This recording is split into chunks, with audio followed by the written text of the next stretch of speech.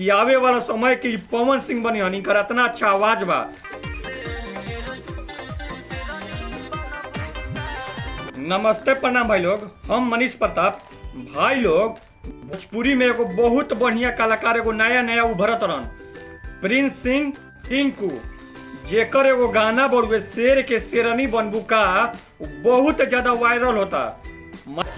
शेर के शेरनी बनबू का, शेर के शेरनी बनबू का।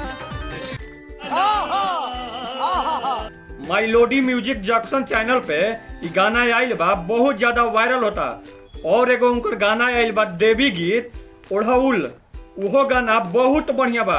माई के सिंगार होला ओढ़ौलवा फुलवा तूरी लिहा हो। वाह क्या सीन है, वाह क्या सीन है। आज के डेट के सिंगर बहुत बढ़िया सिंगर हन, जौन की आज के डेट में सबसे अच्छा उभरत रहन। अब बहुत अच्छा सिंगिंग बा उनकर, बहुत अच्छा आवाज बा, बहुत अच्छा एक्टिंग बा। तो भाई लोग, उनकरा के रउआ लोग जाई जा, देखी जा माइलोडी म्यूजिक जंक्शन चैनल पे उनकर गाना आवेला। अब बहुत बढ़िया बढ़िया गाना आवेला।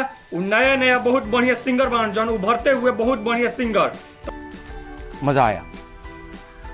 हमरा लागता कि आवे वाला समय की पवन सिंह बनी हन, इनकर इतना अच्छा आवाज बा।